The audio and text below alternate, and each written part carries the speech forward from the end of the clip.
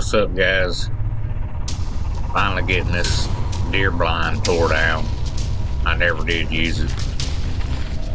Couldn't keep the tarp up above it with the wind up there, I guess, with not really much tree cover.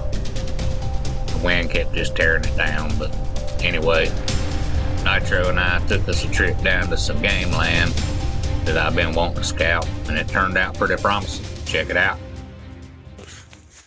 Right over yonder is private land, and this clear-cut field and stuff. And they got deer stands everywhere, so there's obviously some deer traveling through here. This is what I come down here to look for. Right here, and we got one rub, another rub, another rub. There's another rub.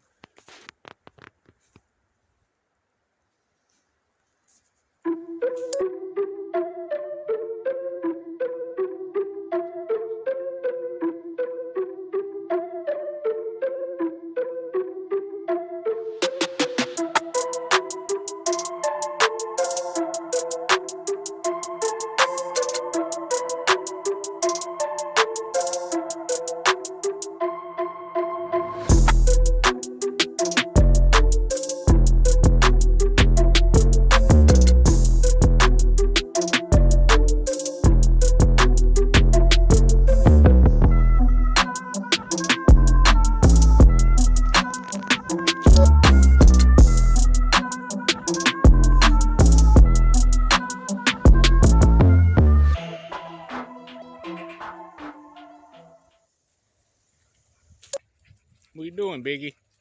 Huh? You ain't found no deer antlers yet?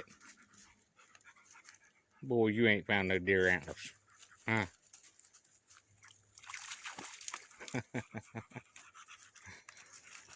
I took a picture of this tree here. I've seen many of them in the woods over the years, but never really paid it too much attention. But I did read online that this is a old Indian way of having a natural sign pointing towards water, and sure enough, it was pointing towards the creek we just left. Pretty crazy, but on our way out, found a couple scrapes, and here's a picture of one of them. So we definitely gonna have to go back and check out more of the land, but we needed to get out of there before it started raining.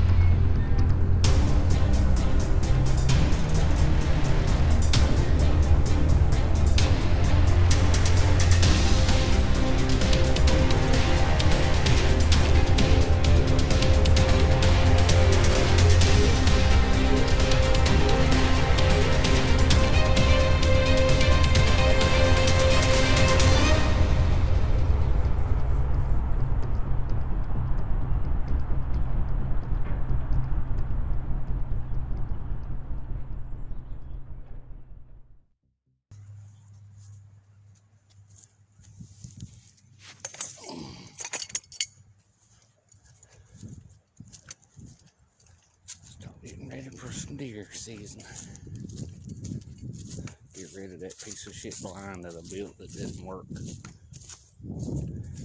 I'll buy one of those tight reeds.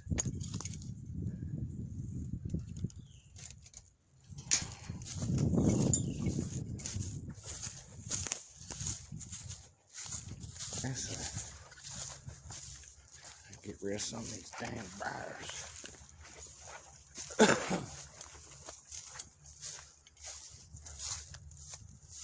That big tree right there. That's where I want to put a deer stand. That way I can watch the big field and this field also. But we'll have to see how that goes. I don't know. There's a lot of brush over there to trim out also.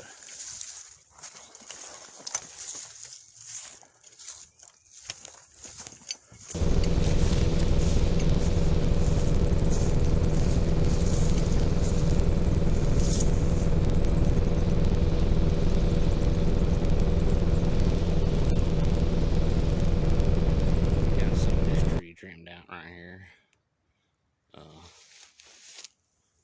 Right there is the deer stand. So I might have to take probably this tree, them right there. That's usually the ones that's causing me the most problems as far as being able to see into the bait pile. These little cedars. I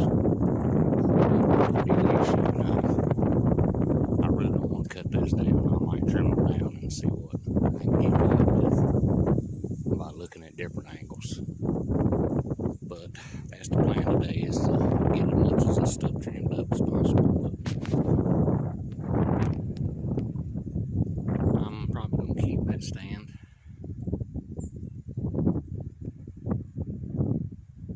But I want to build me one right there. If I can put me one right there, up high enough, I can watch this field over here as the deer come in, and this field right here. So, but I'm gonna keep that one regardless. Either way, move my camera, put it over here to where I could get a better view of the bait pile, or where I usually bait, and also salt lake right there. That's the 50 pounds of mineral salt I put out a couple weeks ago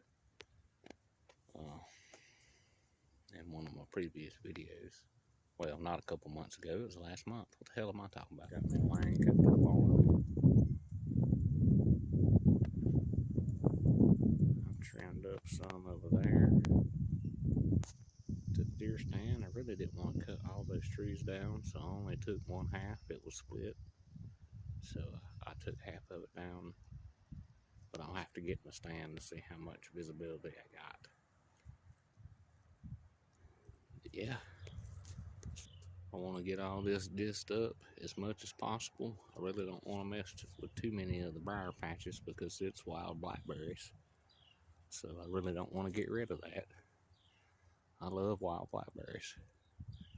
But I do need to clean it up enough to where I can get in there and harvest. I can get this planted in food plot and some crops, maybe some turnip greens, some things like that, where it's a constant food source. Maybe we can get more deer in here.